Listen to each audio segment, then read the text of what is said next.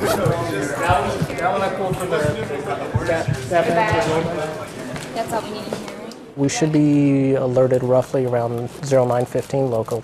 That means we have an hour to show from the time frame that we're called. Once we get here, being the charge med tech, which is going to be my role, what I'll do is I'll start making sure first that everyone has been alerted and that they've shown up.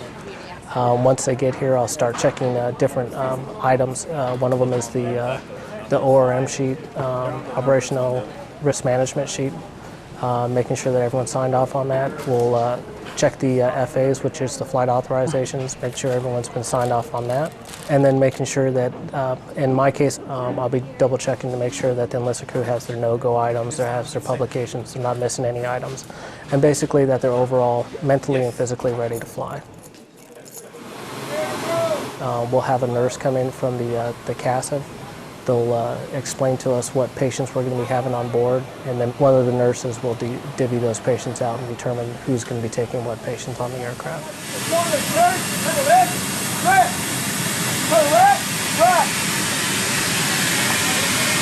Hey, we're next. It's difficult. I find that people in my age, it's hard to see them in that situation. The best thing for me to do is to just try and stay focused on the job. Stick with my training, stick with my tasks of what I have to do for that mission to get that person where they need to go. All right, guys, the floor first.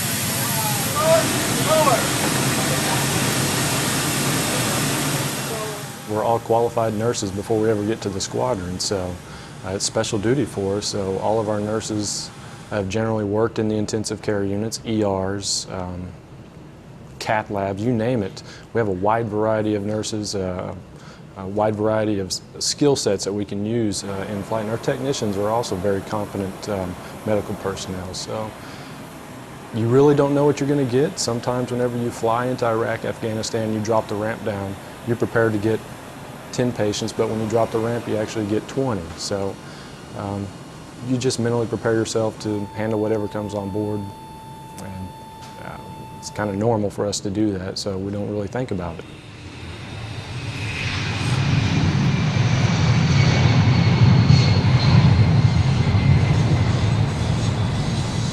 We're basically a flying ICU. It consists of a critical care doc, and he's over there. I'm a critical care nurse and a respiratory therapist, and we transport all the critically ill patients from Ramstein back to Washington, D.C.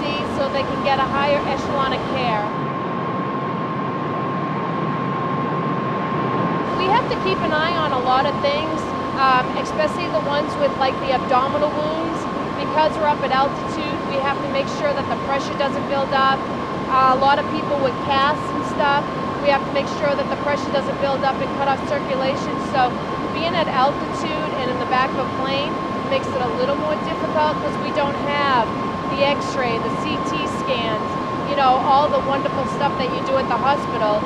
We have a little machine that does lab work for us, basic labs, and we base a lot of things off of that. We have all of our monitors, our IV pumps, our ventilators. We have them hooked up to the KCI wound vacs. We've got the patients over there that have chest tubes coming out that drain the fluid constantly. We just monitor all that and make sure there's no significant changes. If there are, then we need to do something.